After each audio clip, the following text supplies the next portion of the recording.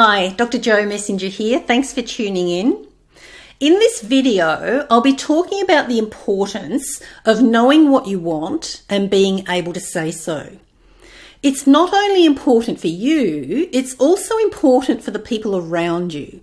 Whether it's at home, work, sporting events, or clubs, everyone wants something from personal interactions.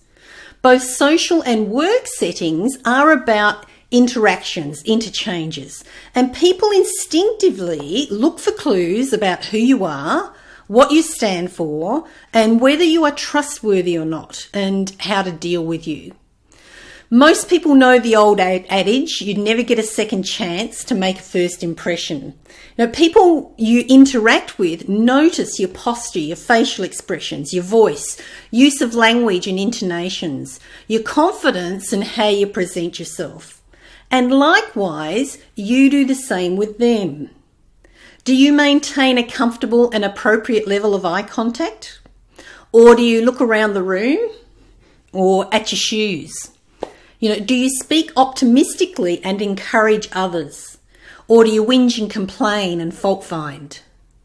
When you clearly communicate and demonstrate who you are and what you want, the people around you can relax. People are naturally drawn to someone who is confident, self-secure, and has high integrity, who knows what they want and expect it to occur. Knowing what you want and expressing it is attractive to others, and it also increases the chances that you will actually get what you want. How can you get what you want if you don't know what that is? A compelling need to know underlies every human interaction, from lovers and families to teammates and business colleagues and customers and clients. Is the person you are with authentic, or are they just playing some kind of role? How trustworthy are they? What are their values? Do they have any hidden agendas, or are they straight up? Are they in it for the long term or just short-term gain? People want to know the answers to these questions and many more whenever they interact with you. The more clear you are about who you are, what you want, and what you stand for, the less misunderstandings will happen. Don't leave people vague with unresolved ideas about where you stand. If you create confusion or leave gaps, other people will make assumptions about you and fill in the gaps themselves according to their own filters and projections. Likewise, if it's unclear to you where someone stands, you can ask questions and find out. It can be true that a direct approach can put some people off. However, usually they are indecisive, vague or insecure people who will possibly drain your energy or your time and even fault find in you with an effort to try and make themselves feel better. I'm not suggesting you be the biggest jerk in the room.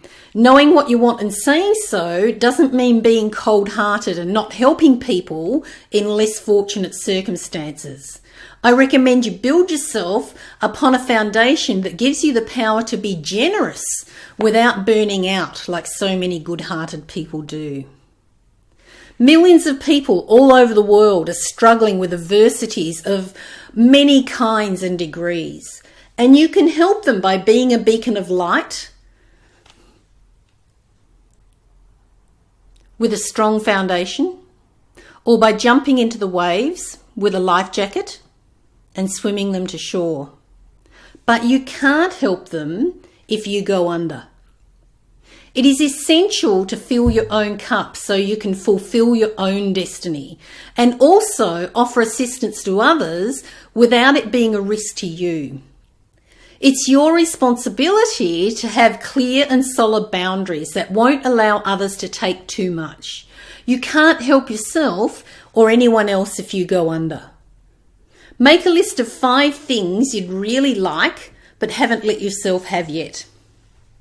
These can be either tangible or intangible things. Firstly, decide that you deserve these 5 things.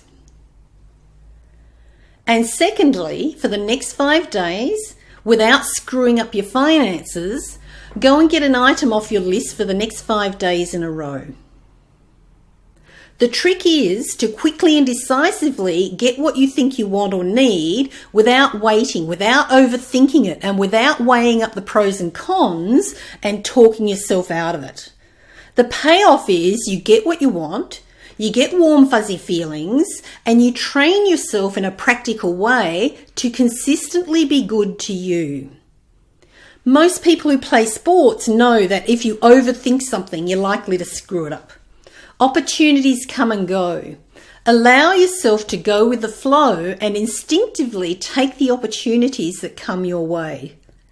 People who live a life of lack or regret are unfulfilled, burdened, and can have a misplaced sense of nobility and often even drain the people around them. Set your own standards.